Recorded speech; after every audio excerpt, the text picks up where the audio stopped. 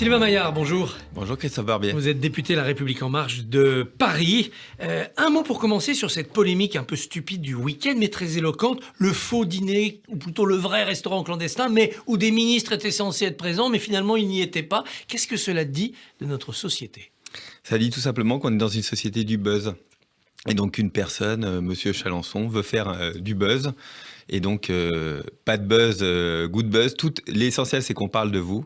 Et évidemment, dire qu'il y a des ministres, ce sentiment qu'il y a peut-être des gens, une élite qui s'affranchit des règles, bah, ça fait vendre. Donc, il y a eu des rebondissements dans tous les sens. Et se dire qu'il y a des ministres iraient dans tel type de dîner, c'est totalement grotesque. Mais il y a des gens qui croient cela et qui le croiront après le démenti quand même. On est dans cette religion du faux. Cette religion du complot qui a toujours existé, qui continue à exister et qui malheureusement est entretenue par de tels propos.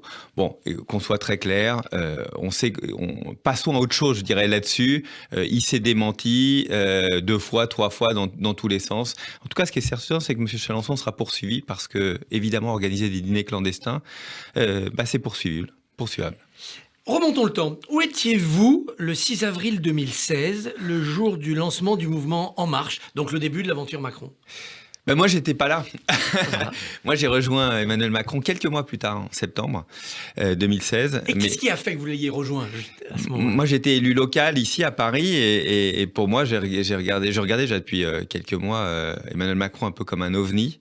Qu'est-ce qui m'a poussé à le rejoindre ? D'abord parce que je suis un chef d'entreprise et que j'avais besoin, je le sentais, de mon expérience politique, qu'on avait besoin vraiment de travailler les uns avec les autres. Et c'est ça que moi je retiens le plus fort, c'est le fait que d'arrêter d'être dans des écuries où on a toujours raison et les autres ont toujours tort, on discute, on parle ensemble, on construit, on co-construit une réponse parce que tous ensemble, parce que les problèmes sont compliqués, les problèmes de tous sont compliqués. Et est-ce que cet esprit a perduré, vous qui veniez plutôt du centre ? Est-ce que vous ne trouvez pas que le macronisme, il s'est un peu durci vers la droite en ce moment, qu'il oublie ce côté rassemblement ? Moi, je suis très heureux d'être dans cette famille, de continuer à être dans cette famille parce que, vous savez, il y a plein de sujets sur la table, parfois plus sociaux, parfois plus économiques. Moi, j'ai une vision très économique, une perception, une entrée en mêlée souvent très économique et d'avoir des collègues autour de moi qui ont une entrée différente et que nous nous écoutions, je crois que nous enrichissons les textes de nos échanges les uns avec les autres. Et ça, pour moi, c'est vraiment un élément moteur de mon engagement à La République En Marche. Et le fait d'avoir créé, à partir du mouvement, un parti, La République En Marche, LREM, est-ce que ce n'était pas une erreur ? Est-ce que ça n'a pas fait rebasculer votre mouvement dans le monde d'avant ? À quoi sert aujourd'hui le parti LREM ? Écoutez, d'abord, c'est un mouvement. C'est un mouvement. Vous savez, moi, je viens d'un parti, l'UDI, et moi, je dis à titre personnel, je souhaitais que ce soit un parti de militants. On a choisi une formule d'un parti d'adhérents, donc beaucoup plus massif. Mais évidemment, quand vous avez des militants, vous avez eu l'habitude des militants, quand les temps sont durs, c'est plus facile d'avoir des militants parce qu'ils sont bec et ongle avec vous.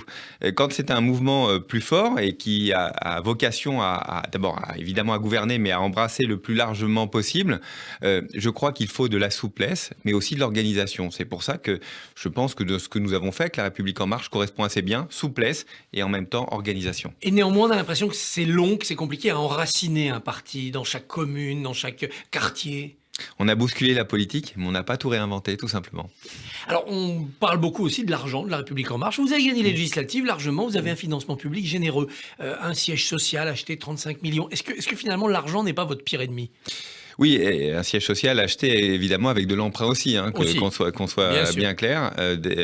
D'ailleurs, je accueillerai au plein milieu de notre circonscription dans le 8e arrondissement. Non, je crois que c'est important. Ça prouve bien que nous voulons rester dans le paysage, probablement même au-delà du quinquennat évidemment d'Emmanuel Macron et nous l'espérons d'un autre quinquennat. Mais je crois que cette idée de travail, pas de gauche, pas de droite, que ceux qui veulent, qui sont inscrits dans le social, libéral, démocrates européens puissent se retrouver et puissent construire leur sillon dans les dizaines d'années à venir. Et qu'il nous faut des moyens et donc il nous faut un ancrage. Une présidentielle, c'est un peu spécial. Est-ce qu'Emmanuel Macron doit s'appuyer sur La République En Marche pour 2022 ou est-ce qu'il doit construire un autre véhicule plus large, plus rassembleur ? Je ne sais pas s'il faut construire un véhicule, mais en tout cas, ce qui est certain, c'est que pour gagner, il faut un rassemblement large. Et donc, il faudra évidemment s'appuyer sur toutes les forces qui souhaitent construire 2022-2027. Donc, faut-il un véhicule? Je n'en sais rien. En tout cas, il y a déjà La République En Marche et on sait bien aussi qu'il y a non seulement une organisation, il y a un financement aussi à faire. Donc ça, ce sont des questions qui sont aussi devant nous. Mais je crois que pour devenir président, et particulièrement en France, il faut absolument réussir le rassemblement. Sinon, ça marche pas. On le voit bien à quel point ce pays est difficile à gouverner. Si vous partez pas avec un socle relativement large, très rapidement, ça devient plus dur. Alors vous êtes arrivé en septembre 2016, il y en a un qui est arrivé qu'au printemps 2017, il s'appelle Édouard Philippe. Il n'est d'ailleurs pas membre du parti La République En Marche. Il se dit, dans la promotion de son livre actuel, extrêmement loyal, mais complètement libre. Que pensez-vous de cette attitude ? C'est vrai, il a été loyal et j'ai pu le mesurer. Pas une feuille de papier de cigarette, c'était l'expression souvent utilisée, entre les décisions du président de la République et l'exécution faite à Matignon. Et je crois que Édouard Philippe y a apporté sa patte, mais aussi c'est une loyauté absolue. Et donc, s'il est plus Premier ministre, c'était le choix du président de la République. En même temps, il reste loyal à notre famille politique, à notre mouvement politique de façon plus générale, mais il a sa liberté, c'est normal, il est maire du Havre. Et je crois que quand on fait de la politique, on veut avoir sa liberté et c'est bien logique. Et quel rôle peut-il jouer alors dans la phase qui s'ouvre, qui est une campagne présidentielle ? Écoutez, je crois qu'il doit participer parce qu'il a son œil, il est écouté de l'opinion, il doit donner mettre sa patte à un projet présidentiel et probablement peut-être sur l'idée d'une construction d'équipe plus tard. Moi, je suis persuadé qu'il aura toute sa place. Et puis, je vous l'ai dit, maintenant, à La République En Marche, on disait qu'il n'y avait que Emmanuel Macron. Je trouve ça bien qu'il y ait beaucoup de talents qui émergent parce que nous voulons ancrer notre mouvement au-delà des 3 ans, 5 ans à venir. Nous voulons absolument être là dans les 10 ans, 15 ans, 20 ans à venir. C'est-à-dire que le macronisme a un avenir après Macron. S'il fait 2 quinquennats, il faudra qu'il s'arrête après. Certains pouvaient en douter il y a encore quelques mois ou quelques années. En tout cas, les acteurs, je crois, nos adhérents souhaitent que ça puisse perdurer plus longtemps. Et donc, il va forcément y avoir des profils qui vont émerger. Et tant mieux, tant mieux. Pendant ce temps-là, nous sommes encore dans cette lutte contre l'épidémie. Aujourd'hui, c'est le premier jour sans école. L'école devait être un sanctuaire fermé en dernier recours. Est-ce que c'est un échec d'avoir été obligé de fermer l'école plutôt que prévu ? Christophe Barbier, c'est l'une de nos plus grandes fiertés. On n'a fermé que 12 semaines l'école en France. Regardez les pays autour de nous qui ont fermé parfois 30, 35 semaines. Ça va être une catastrophe éducative. Et je ne parle même pas d'un point de vue social. Les difficultés vont avoir nos collègues, nos voisins européens. Donc c'est une grande fierté. L'école n'est pas tout à fait fermée. Elle est en distanciel cette semaine. Et donc évidemment c'est plus compliqué. Évidemment l'organisation est plus difficile. Évidemment ceux qui sont dans une plus grande précarité vont avoir des difficultés supplémentaires. C'est pour ça qu'on voulait les garder ouvertes. Mais l'école continue. L'éducation continue. La vie continue. La vie continue, mais avec une contrainte, ne pas se déplacer, par exemple, de région à région. Quel niveau de sévérité il faut avoir envers les Français qui continuent à se déplacer de Paris vers la province, de province vers Paris ?